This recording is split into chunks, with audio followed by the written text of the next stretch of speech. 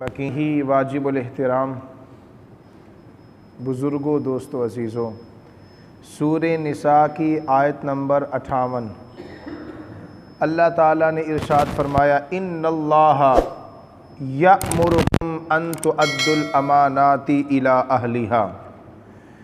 बेशक अल्लाह तुमको ये हुक्म देता है कि तुम अमानत वालों को उनकी अमानतें अदा करो। जो अमानतों के अहल हैं, काबिल हैं, उनको अदा करो। व इज़ा हकमतुम बैनन्नासी अन तहकुमू बिल अदल, और जब तुम लोगों के दरमियान फ़ैसला करो तो अदल के साथ फ़ैसला करो। इन्नल्लाहा निअम्मा यइज़ुकुम बिह, बेशक अल्लाह तुम्हें कैसी अच्छी नसीहत फरमाता है। इन्नल्लाहा काना समीअन बसीरा, बेशक अल्लाह सुनने वाला, देखने वाला है। इस आयत से पहले अल्लाह ताला ने काफिरों के अहवाल को बयान फरमाया, पीछे यहूदियों का ज़िक्र है, फिर उसके बाद वईद और वादे का ज़िक्र फरमाया, फिर उसके बाद अल्लाह ताला ने यहूदियों की ख़यानत का ज़िक्र फरमाया कि वो आका अलैहिस्सलाम की नबुव्वत को अपनी किताबों में छुपाते, हुज़ूर अलैहिस्सलाम का ज़िक्र छुपाते, आका अलैहिस्सलाम के औसाफ छुपाते, लोगों के सामने वो बयान नहीं करते, वो इसमें ख़यानत करते। तो उस ख़यानत के मुकाबले में, यहूदियों की ख़यानत के मुकाबले में अल्लाह ने मुसलमानों को अमानतदारी का हुक्म दिया।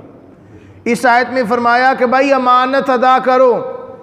अब यहाँ पर अमानत अदा करने का हुक्म आम है, ख़ास नहीं है। वो चाहे मज़ाहिब में हो, अकायद में हो, मुआमलात में हो या इबादात में हो, हर मामले में अमानतदारी को मद्दे खातिर रखा जाएगा। हर मामले में, वो चाहे अल्लाह के मुतालिक मामला है या मखलूक के मुतालिक। और आका अलैहिस्सलाम ने बड़ी फसाहत के साथ इसका बयान फरमाया है कि जो अमानत है वो कितनी अहम चीज़ है और ये कितनी ख़ास चीज़ है। हज़रत अबू हुरैरा रज़ी अल्लाह ताला अन्हु बयान फरमाते हैं, यह हदीस सही बुखारी शरीफ की है। आका अलैहिस्सलाम ने फरमाया, जब अमानत ज़ाया कर दी जाए तो क़यामत के आने का इंतज़ार करो।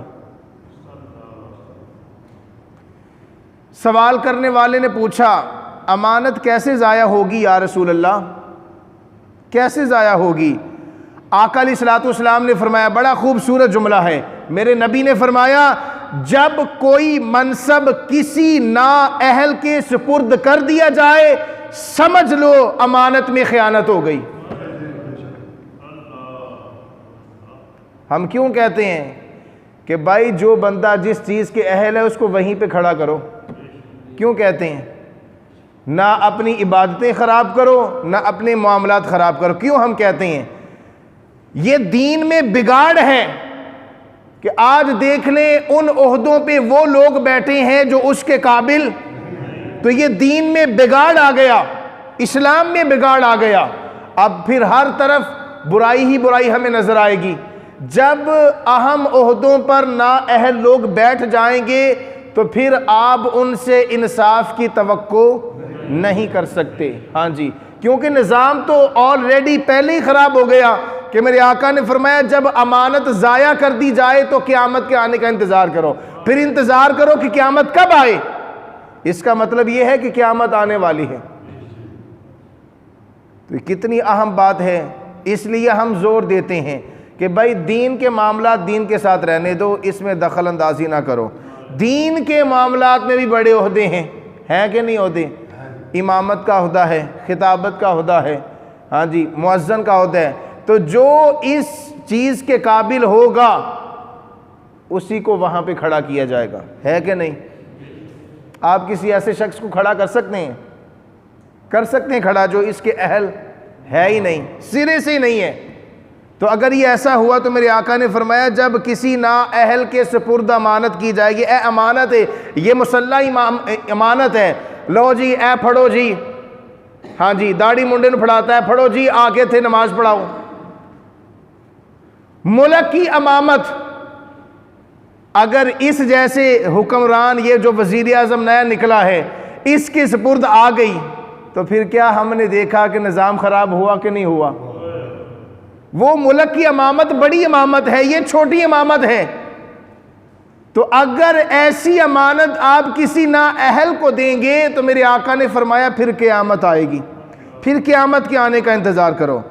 सैयदना अबू हुरैरा रज़ी अल्लाह ताला अन्हु फिर बयान फरमाते हैं दूसरे मुकाम पे, इस हदीस को इमाम हाकिम ने मुस्तदरक में रिवायत किया और इस हदीस को मुस्नद अहमद बिन हम्बल में इमाम अहमद बिन हम्बल ने रिवायत किया कि मेरे आका ने फरमाया जो तुम्हारे पास अमानत रखे उसकी अमानत अदा करो, और जो तुम्हारे साथ खयानत करे तुम उसके साथ खयानत ना करो। अब इस आयत पे ज़रा गौर करें, अल्लाह ने यह नहीं फरमाया, बड़ा अहम जुमला फरमाया इस आयत में, इब्तदा में अल्लाह ने फरमाया इन्नल्लाह यअमुरुकुम अन तुअद्दुल अमानाति इला अहलिहा, फरमाया अमानत उसको दो जो उसका अहल हो। क्यों जी? अमानत उसको दो जो इसका अहल हो, और जो है ही ना अहल। यही झगड़ा करबला के मैदान में हुआ था, हुआ कि नहीं हुआ? इमाम आली मुकाम ने फरमाया मैं तेनू कैਵੇਂ इमामत दे दिया। यजीद लानती को कहा नहीं कि मैंने तुम्हारे हाथ पे बैत नहीं करनी, ये बैत एक अमानत थी। यही झगड़ा मैदान करबला में हुआ। लोग अमानत को मामूली समझते हैं, क्यों जी? जिन्हों मर्जी फड़ा दी जाएगी। क्या वो नहीं जानते आले मोहम्मद का खून इसमें शामिल है? क्या हुजूर के घराने का खून इतना सस्ता है कि आप किसी को भी खड़ा कर लें? बोलिए ना, क्या आका को मुंह दिखाएंगे? यजीद के पीछे नमाजें पढ़ी जा सकती थी, पढ़ी जा सकती थी। क्यों? क्योंकि जिन लोगों ने उसको इमाम बनाया, जिन लोग जी हाकमे वक़्त आ गया जी, साडा हाकमे वक़्त आ गया, जिन मुफ्तियाने किराम ने फतवे दिए उसके अच्छा होने पर, और जिन्होंने कहा जी यजीद, आज भी कुछ लोगों को यजीद के अच्छा होने का ख्याल आता है, और कुछ लोग यहां तक लिखते हैं कि वो अवाम में इतने मकबूल थे कि मकामे हवारैन में यजीद मरे, एक जगह थी, वहां से लोग कांधों पे उठा के उसको लेके आए जब वो मर गया। इतने मकबूल थे। आज कुछ लोगों का कहना है कि वो तो इतने हर दिल अजीज थे, यजीद साहब इतने हर दिल अजीज थे कि लोग उनकी नाश को हाथों पे उठा के लेके आए। तो जब ऐसे लोगों की तारीफें की जाएंगी तो फिर क्या होगा? मैदान करबला में दोनों तरफ नमाजें हुई हैं, ये कोई ना भूले, दोनों तरफ अजानें हुई हैं, दोनों तरफ दाढ़ियां और अमामे थे, लेकिन अमानतदार सिर्फ एक ही तरफ थे। अब यजीदियों ने भी नमाजें पढ़ी हैं, क्या उनके पीछे फिर नमाजें पढ़ते इमाम हुसैन? बताएं मुझे, पढ़ लेते? कैसे आप लोग हैं, आप लोग समझते ही नहीं हैं कि आले मोहम्मद के खून के साथ हम कितनी गद्दारी कर रहे हैं। दीन का तमाशा बना रहे हैं हम लोग मस्जिदों में। इसलिए भाई ये नहीं होगा। मेरे आका का दिल गुंबद खजरा में दुखेगा अगर किसी नाअहल को आप उसकी अमानत सुपुर्द करेंगे। अल्लाह भाई, जब अल्लाह ने फरमा दिया इला अहलिहा, अमानत उसे दो जो इसका अहल है, अमानत उसे दो जो इसका अहल है, अहल है, अहल है। फिर हमें समझ नहीं आती, हम कहते हैं पता नहीं हमारे कान बह रहे हैं। फिर हमें रब का हुक्म सुनाई नहीं देता कि इला अहलिहा रब फरमा रहा है। और भाई जड़ा इस अहल है उसे इमामत दो, उसके सुपुर्द मामलात करो, चाहे वो किसी भी जिंदगी के शोबे के हैं।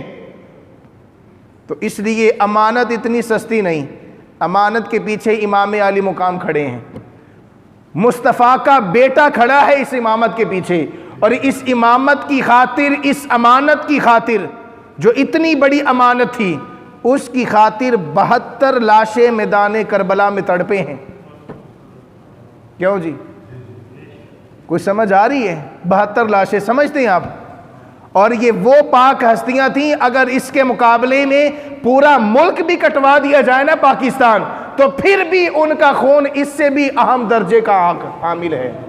इतना पाकीज़ा खून है उन हस्तियों का, लेकिन हम कर क्या रहे हैं? ये है जज्बात। जब कोई बंदा बुरा करेगा ना दीन के साथ, फिर हमें उलमा को आग लगती है? सिर्फ इसी वजह से लगती है कि भाई दीन के साथ ना गद्दारी करो। हाँ जी, दुनियादारी गए तो दुनियादारी बन के रहे, ये तेरे वास्ते अच्छा है। हाँ जी, दीन के मामले में दुनियादारी की क्या औकात है कोई औकात? है कोई? इसलिए दीन को दीन पर रहें और उसको दीन पर छोड़ें। मामलात में अमानत में खयानत नहीं होगी। अगली हदीस सुने मेरे आका की। हुजूर अलैहिस्सलाम ने फरमाया, हज़रत सोबान इस हदीस के रावी हैं, मेरे आका ने फरमाया, जो शख्स अमानतदार नहीं, जो शख्स अमानतदार नहीं, उसका ईमान ही नहीं। क्यों जी? जो शख्स अमानतदार नहीं, उसका ईमान ही नहीं। और हज़रत इबादा बिन सामित फरमाते हैं कि आका इस्लाम ने मुझे फरमाया कि तुम मुझे 6 चीज़ों की ज़मानत दो, मैं तुमको जन्नत की ज़मानत देता हूँ। अब वो पहली चीज़ कौन सी है? मेरे आका ने फरमाया, जब तुम्हारे पास अमानत रखी जाए तो उसमें खयानत, उसकी अमानत अदा करो। जब तुम्हारे साथ कोई वादा करे उसको पूरा करो। जब तुम बात करो तो सच ही बोलो, झूठ नहीं बोलना। क्यों जी? झूठ। फिर फरमाया, अपनी शर्मगाहों की हिफाजत करो। शर्मगाह समझते हैं? नफ्स, उसकी हिफाजत करो। अपनी नज़रें नीची रखो, अपने हाथ ना फैलाओ, अपने हाथ मत फैलाओ। ये 6 चीज़ें हैं। मेरे आका ने फरमाया, जो शख्स मुझे इन 6 चीज़ों की गारंटी दे, मैं उसे जन्नत की गारंटी देता हूँ।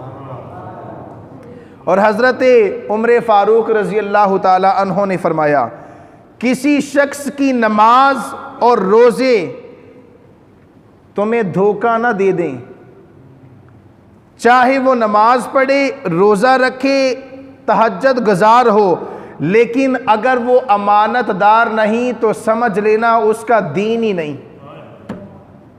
क्यों जी? ये उमर फ़ारूक ने क्यों फरमाया? क्योंकि वो भी देख रहे थे मैदान करबला का मंजर कि उधर तो सारे परहेज़ी थी। हाँ जी, नमाजें भी पढ़ रहे थे, सब कुछ कर रहे थे, लेकिन अमानतदार नहीं थे। अमानत यजीद की झोली में आन पहुंची थी, उसकी वजह से बिगाड़ पैदा हुआ। इमाम आली मकाम ने फरमाया, नहीं, मैं नहीं तेनू इमामत देनी, ना मैं तेरे हाथ पे बैत करनी है, ना तुझे अमानत दूंगा दीन की। क्यों? क्योंकि तू इस अहल ही नहीं है, तो इस काबिल ही नहीं है कि तू मुल्क इस्लामिया का, सल्तनत इस्लामिया का हाकिम बने या इस जगह पर आके बैठ जाए। तो जब यजीद मरा ना, उसका बेटा तख्त नशीन हुआ, तो उसने कहा कि मैं ए तख्त नहीं बहना, मुझे इस तख्त से आले मोहम्मद के खून की खुशबू आती है, मैं नहीं बहना। मेरे अब्बे दे काम सी जड़ा कर गया है, मैं नहीं बहना। वो डर के नीचे उतर आया, कहता नहीं नहीं, मैनू ना तुसी हाकिम बनाओ, मैं डरता हूँ, मुझे इससे खून की बू आती है, इसलिए मैं इस जगह पे नहीं बैठ सकता। तो दोस्तों, हर चीज़ में अमानतदारी का ख्याल रखा जाए। हम अगर किसी को अमानत दे रहे हैं तो सबसे पहले ये समझें कि ये इस अहल भी है। मैं अगर किसी पागल को पैसे पकड़ा दूँ, ऐ भैया अमानत पढ़, तो फिर पागल वो तो नहीं, पागल तो मैं हूँ कि मैं किस शख्स को पैसे पकड़ा रहा हूँ। क्यों जी? कि जो सिरे से ही पागल है, जो इस अहल ही नहीं कि उसको अमानत दी जाए। तो हर मामले में अमानतदारी का ख्याल रखा जाए। अल्लाह के साथ बंदे का मामला है, इसमें भी अमानतदारी रखी जाएगी, खयानत नहीं की जाएगी अल्लाह के साथ। लेकिन लोग कर रहे हैं, अल्लाह के साथ खयानत करने से बाज नहीं आए लोग। वो कैसे? अब सुने, वुज़ू में खयानत है, वुज़ू में खयानत है। कुछ लोगों को आज तक वुज़ू सही करना नहीं आया, फिर उसके बाद नमाज में आ गए, नमाज में खयानत है। खड़े अल्लाह की बारगाह में, दुकान, माल, फलां बंदे के काम, क्या है ये? क्या है? खयानत। ज़कात में खयानत, रोज़े में खयानत। तो ये अल्लाह के साथ मामला जो चल रहा है, हम उसमें खयानत करने से बाज नहीं आए थे। ऐसे लोगों की छड़ना, हमने क्या छोड़ा फिर लोगों को, जब अल्लाह के मामलात में हम बाज नहीं आए खयानत करने से, कि जिन चीज़ों से अल्लाह ने मना किया था हम उन्हीं चीज़ों को करते हैं। तो ये अमानत में खयानत है। अल्लाह ने फरमाया भाई झूठ नहीं बोलना, अम्मी हम बाज नहीं आए, हमने कहा जी बोलना ही बोलना है, तो ये क्या है? खियानत। अल्लाह ने फरमाया चुगली नहीं करनी, हम बाज नहीं आए, ये क्या है? खियानत। अल्लाह ने फरमाया बेहयाई की ना बातें करनी है ना काम करने हैं, हम बाज नहीं आए। तो आँख, अल्लाह ने हमको आँख दी, आँख की अमानत ये है कि इससे हराम चीज़ों को ना देखा जाए, लेकिन हमने देखा, आँख के साथ खियानत की।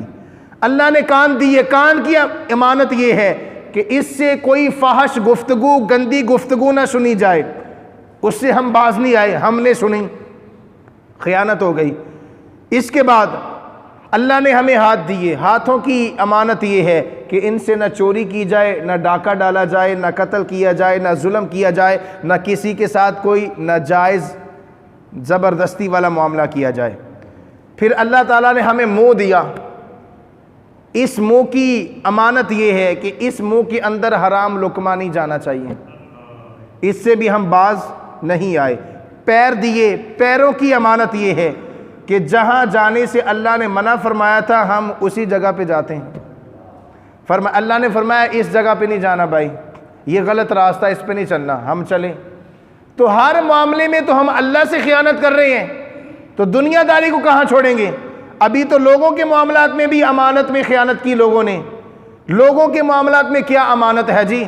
अगर किसी शख्स ने किसी के पास कोई इमानत रखवाई, उसने कहा जी आप ला के दो मुझे पैसे, कौन से पैसे भाई?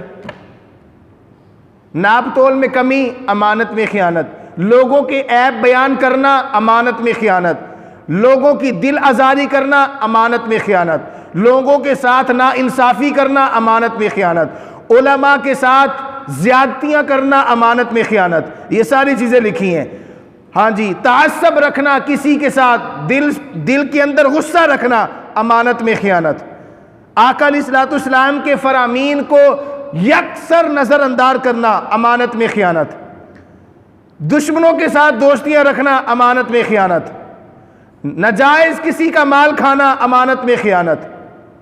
हराम खाना, अमानत में खियानत। सूद खाना, अमानत में खियानत। ये सारे मामलात हैं जो हम कर रहे हैं। तो अल्लाह ने फरमाया कि भाई ना करो ऐसा। मेरे आका ने फरमाया अगर किसी ने ऐसा किया तो फिर वो समझ ले क़यामत आने वाली है, क़यामत का इंतज़ार करे। जब क़यामत आएगी फिर रब न नपेगा, भाई इधर आ भाई। तो इसलिए बाज़ आइए, अमानत को मामूली न समझिए, बड़ी अहम चीज़ है ये, इसके बारे में पूछा जाएगा। तो अल्लाह ताला से दुआ है कि अल्लाह ताला मुझे और आपको इन बातों को समझने, इस पर अमल करने की तौफ़ीक़ अता फ़रमाए। वमा अलैना इल्लल बलाग।